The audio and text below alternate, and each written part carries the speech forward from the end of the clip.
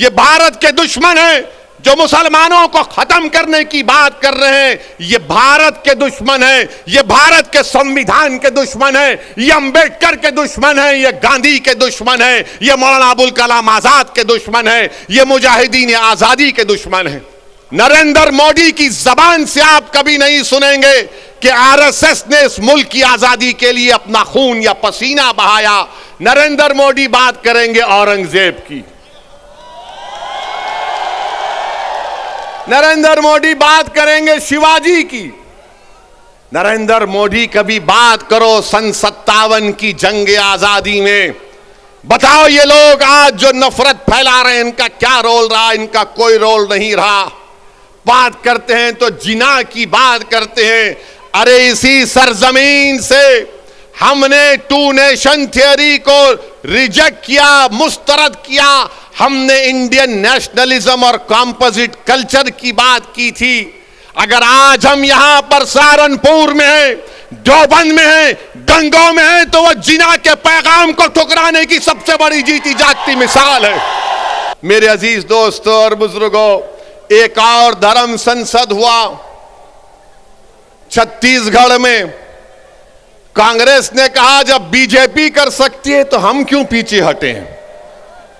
कांग्रेस की सरकार छत्तीसगढ़ में, वहां पर धर्म संसद होता है और उस छत्तीसगढ़ रायपुर के धर्म संसद में कांग्रेस का कैबिनेट रैंक का मंत्री बैठा हुआ है, बीजेपी के बड़े बड़े नेता बैठे हुए हैं और उसमें से एक महाशय ने महात्मा गांधी को गाली दे दी, गोडसे की तारीफ कर दी और साथ में मुसलमानों के खिलाफ जहर बका। उसी धर्म संसद में यह भी कहा गया, अगर मैं कहूं आपके सामने तो यकीनन मुझे कहना पड़ेगा क्योंकि रिकॉर्ड है। रिकॉर्ड में उस रायपुर के धर्म संसद में क्या क्या कहा गया, उसमें एक मोहतरमा भी थी। उनको मिसेस नहीं बोल सकते, उनको मोहतरमा कहना पड़ेगा। मैडम ने कहा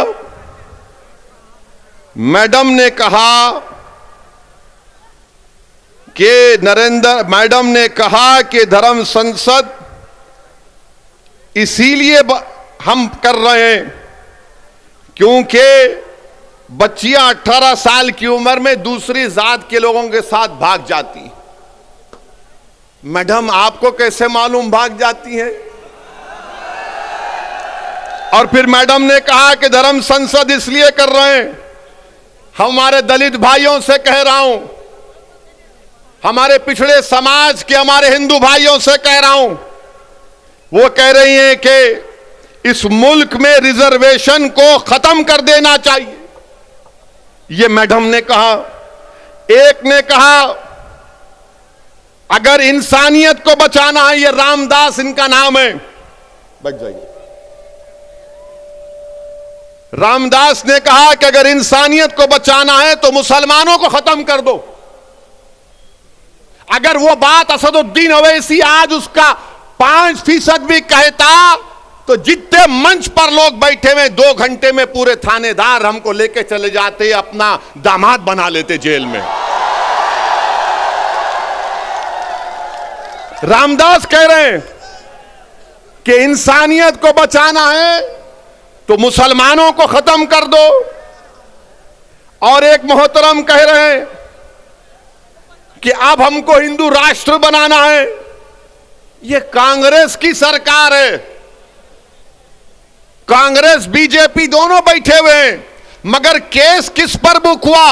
वो आदमी पर बुक हुआ जिसने गांधी को गाली दी थी।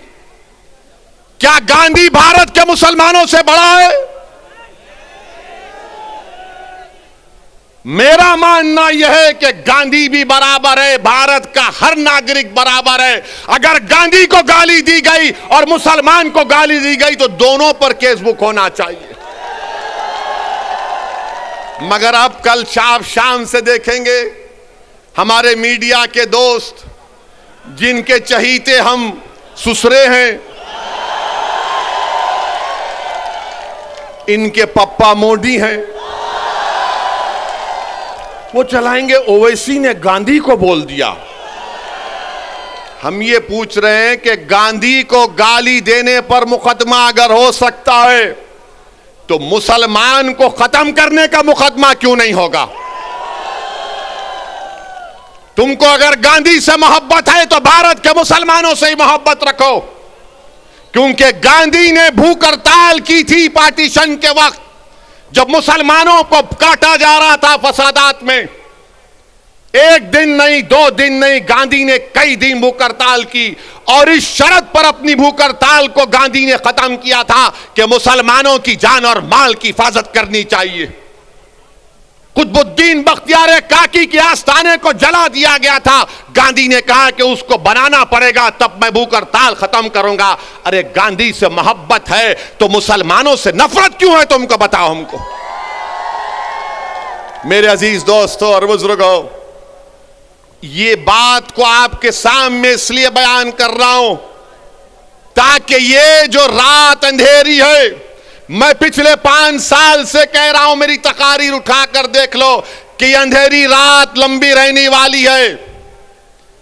ये अंधेरी रात लंबी रहने वाली है, याद रखो मेरी इस बात को।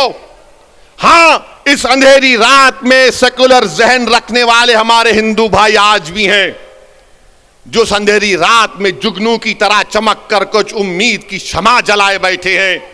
मगर याद रखो, ये अंधेरी रात है जो नफरत फैला रहे हैं, ये भारत के दुश्मन हैं, जो मुसलमानों को खत्म करने की बात कर रहे हैं, ये भारत के दुश्मन हैं, ये भारत के संविधान के दुश्मन हैं, ये अंबेडकर के दुश्मन हैं, ये गांधी के दुश्मन हैं, ये मौलाना अबुल कलाम आजाद के दुश्मन हैं, ये मुजाहिदीन आजादी के दुश्मन हैं। मेरे अजीज दोस्तों और बुजुर्गों, अभी जनाब शौकत अली साहब ने जिक्र किया अपनी तकरीर में कि किसी ने कहा कि असदुद्दीन ओवैसी की गर्दन को काट देंगे। मेरी गर्दन की फिक्र मत करो, मेरी गर्दन की फिक्र मत करो। मैंने तो अशहदु अल्ला इलाहा इल्लल्लाह व अशहदु अन्ना मुहम्मद रसूलुल्लाह कहकर अपनी जान को अपने रब के हवाले कर चुका हूं। जन्नत के एवज में इंशाअल्लाह ताला अपनी जान को अपने रब के हवाले कर चुका हूं। वो मुझे खून के लुथड़े से बनाया है, जब वक्त आएगा चले जाएंगे। कोई नहीं टिकेगा इस दुनिया में, कोई नहीं टिकेगा।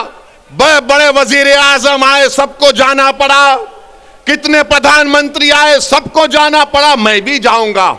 तुम अपनी फिक्र करो, तुम अपनी फिक्र करो कि मेरी गर्दन काटेंगे। गर्दन काटने से क्या हक की आवाज दब जाएगी? क्या गर्दन काटने से सच्चाई छुप जाएगी? क्या गर्दन काटने से जालिम के खिलाफ आप लोग नहीं लड़ेंगे? क्या गर्दन काटने से आप मजलूमों का साथ नहीं देंगे? क्या गर्दन कट जाने से आप इन जालिमों के खिलाफ एक शीशा पिलाई दीवार नहीं बनेंगे? आपको बनना है। और मैं इन लोगों से कह रहा हूं कि ये जान से मारने की धमकी मुझे मत दो।